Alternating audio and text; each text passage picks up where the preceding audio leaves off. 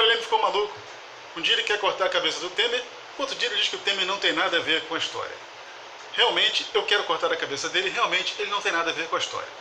A questão é mais simples e ao mesmo tempo é mais profunda. Simples. Presidente da República, na realidade, não apita tanto assim quanto parece. Na realidade mesmo, ele não apita praticamente nada. Quem apita mesmo na República é o Poder Legislativo.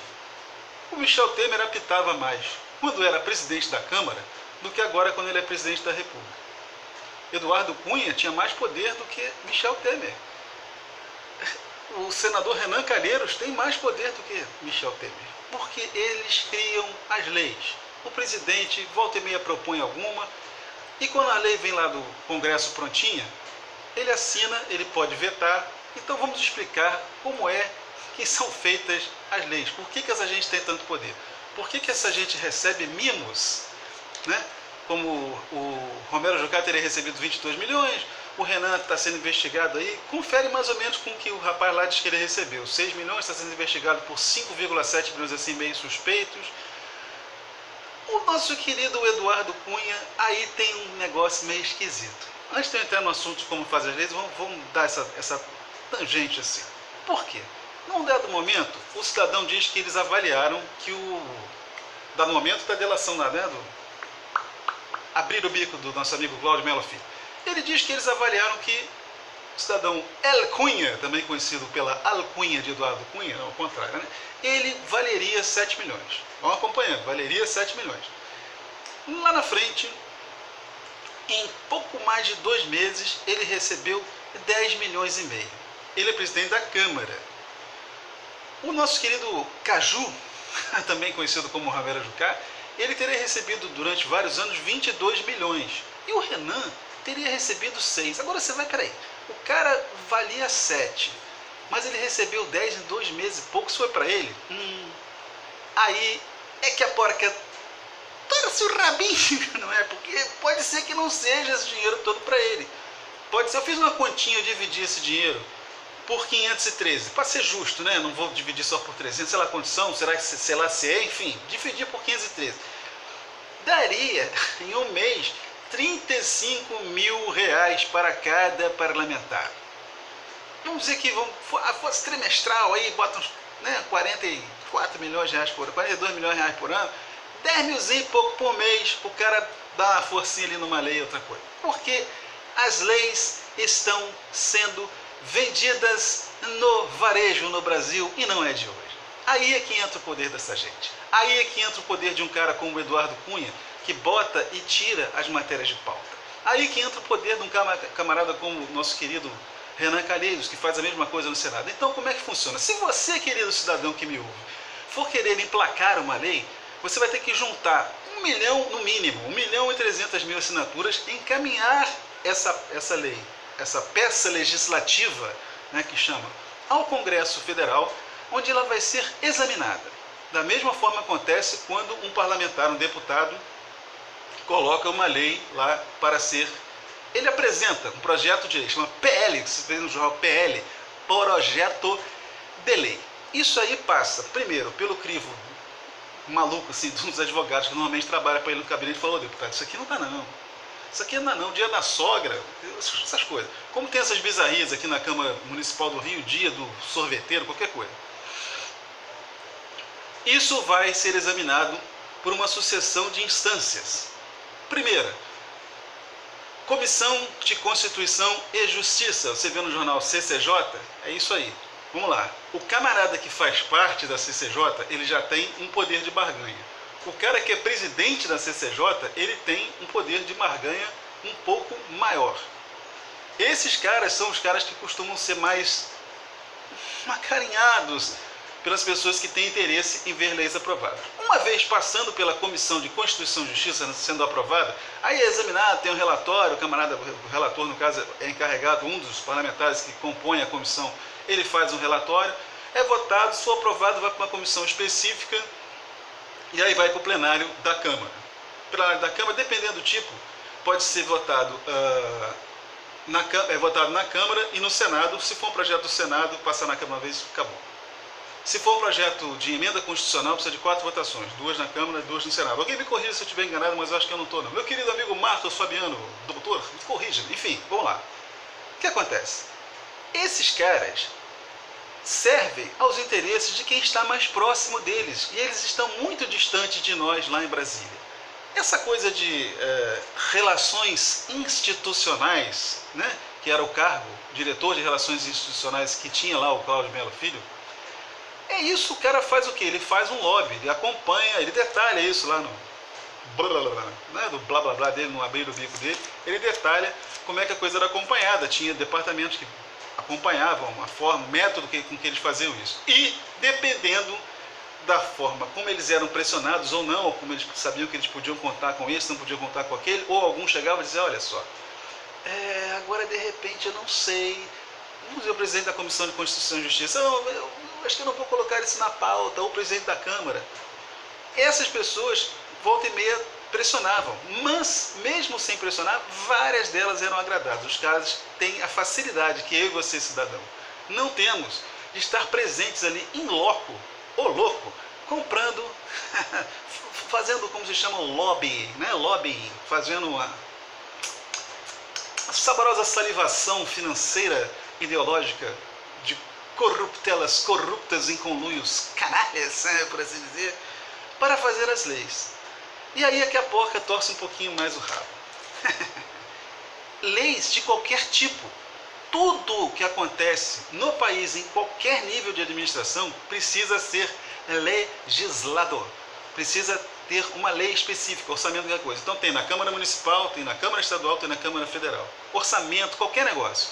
Dispositivos fiscais. Então assim, o governo tem, eu vou colocar de novo, vocês vão ver lá. Aqui embaixo, olha aqui embaixo. Créditos para receber fiscais, que esses caras ficam se negando a pagar, de repente compram um conselheirozinho do CARF ali e tal, recorrem, parará. Volta e meia, alguma dessas situações em que eles são cobrados e não pagam, são objeto de algum tipo de reforma fiscal, como eu citei no outro vídeo, né, que o caso específico que está lá, uma MP, ou uma lei, enfim, um dispositivo legal institucional de origem fiscal. Fiscal, gente, é imposto, o governo está cobrando, imposto já diz, ele impõe, eu e você a gente tem que pagar, a gente paga imposto em tudo que a gente compra tem imposto, tudo. Os caras não, cara, quanto mais ele tem condição de pagar imposto, menos ele paga, porque mais condição ele tem de dar uma voltinha e recorrer e contestar e deixar o tempo passar e dar uma ajudinha do parlamentar aqui ou ali. Isto, como diria Boris Casoy, é uma vergonha. É uma vergonha. Isso é um escândalo. Isso está sendo feito no país há décadas e ninguém dá pela coisa. Por que você não fica sabendo? Por que não sai no jornal? Por que não dá na televisão? Porque de repente é triste. Eu vou achar a história, vou colocar. Empresas que trabalham também com ramos, entre os seus diversos ramos de atividade, no ramo de atividade da televisão, trabalham com notícias, né? Jornalismo, no caso, a TV Globo, andou sonegando aí sim, na época da Copa do Mundo, eles fizeram uma barafunda maluca, criaram um monte de empresa fora do Brasil, é uma loucura. O cara que foi entrevistado, se achar isso, vocês vão ver. Ele fala, gente, pra que os caras fizeram isso? Para depois serem pilhados e acabarem tendo que pagar. Mas enfim, eles não compraram ninguém, eles simplesmente tentaram fazer uma treta. Mas essa gente da categoria, ou da falta de categoria categórica da Odebrecht, eles compram e dão agradinhos. O senhor Gedel Vieira Lima ganhava tipo uma mesadinha. É muita grana, é muita grana, é muita grana. E assim, além da grana que eles gastam, né, você vai ver, eles podem gastar porque eles têm muito mais dinheiro do que isso. E esse dinheiro sai da onde, cidadão? Ele pode sair do imposto que o cara sonegou, ele pode sair do dinheiro que ele aplicou na ciranda financeira maluca que tem nesse país, com juro absurdamente alto. O cara tem uma fortuna aplicada, ele fala, dá 10 milhões pro cara ali. Eles falam assim, eu propus, ele fala, eu propus dar não sei quantos milhões, dar não sei quantos milhões pro camarada. Então é isso, gente, nós estamos sendo esculachados em conjunto por essa gente. E quando eu digo que Temer, no caso específico disso aqui, Ele na verdade, não tem nada a ver. O maior problema do Michel Temer, no caso, é a companhia. Aí você vai ver, a família Trollio. Camarada, vamos chamar a tia Trolha para ver aqui se... Trolha, vem cá. Reúne-se. Aí temos Gedel, que está extremamente implicado. Gedel Vieira Lima, ex-anão do orçamento, que lá atrás, em 1993, começou nessa treta, esse tipo de treta. Nosso querido Romero Jucá e o nosso queridíssimo Renan Calheiros. Como em toda máfia, normalmente tem um cara que é o Public Relations, é o cara que fica ali dando a cara a tapa, o cara que aparece, o cara que é o frontman, famoso, é o teste de ferro, o cara que aparece, é o gostoso, é o Hugo. Esse cara, normalmente, deve ser o cara, se tem treta, imagina, deve ter o dinheiro mais bem mocosado, guardado, entendeu? Escondido bem mesmo, de repente, sei lá, como é que eles fazem, porque esse cara não pode aparecer. Os outros, alguém tem que fazer o trabalho sujo e alguém tem que fazer o trabalho limpo. Esse tipo de companhia realmente é tóxica.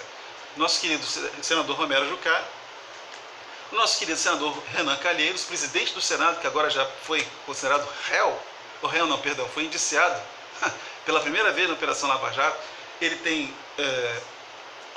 outros processos nas costas, um dos quais ele é réu e outros 11 que estão lá no Supremo esperando para ver se eles fazem alguma coisa, aquelas vossas excelências. O cágado, né? Aquela coisa célere, parece, nem sei o que, parece o Ayrton Senna depois que deixa falar. Enfim, esses caras estão ali ameaçando agora. Semana passada, quando o Renan Calheiros foi acanhado pelo Senado, pelo Supremo Tribunal Federal, foi mantido na presidência do Senado Federal, ele fez um favor à Justiça, no caso, uma parte da Justiça, o pessoal da Operação Lava Jato, vamos falar claro, está pressionando com relação ao projeto de abuso de autoridade, tirou da pauta. Hoje, o Romero Jucá ia falar, esse tipo de delação, sem essa coisa, nós vamos ter que voltar com o projeto. Ficam ameaçando, ficam jogando com o poder de legislar, de fazer lei. Porque com isso, eles têm o poder, inclusive, de criar leis de exceção. E não é o caso aqui, precisa entender, gente, que todo o regime de exceção, inclusive o regime militar aqui, se você for procurar, tudo, aquelas porcarias que eles fizeram, tudo tinha um dispositivo legal sustentando. A interpretação pode ser a mais duvidosa possível, mas tinha. Então, é isso, só para esclarecer, eu não estou aqui para defender Michel Temer, não estou aqui para dizer que Lula não sabia ou sabia. Eu quero dizer o seguinte, presidente da República, para esse tipo de conluio, esse tipo de treta, é irrelevante, porque para essa gente o poder que importa é o legislativo, e é o legislativo que eles estão comprando na base da propina para fazer leis que não nos favorecem e ao mesmo tempo nos desfavorecem. Se só não favorecesse, mas ainda por cima desfavorece. Você pega aí, o governo tem assim, se juntar tudo, tem 1,4 trilhão. Assim, se você for pegar o déficit da Dilma, de 100 bilhões, está projetado, é 1.400 vezes a mais. Para ir numa crise do cacete e esses caras sonegando, entendeu? O pato, é você, sou eu, porque o pato tá lá e não paga imposto. Até a próxima.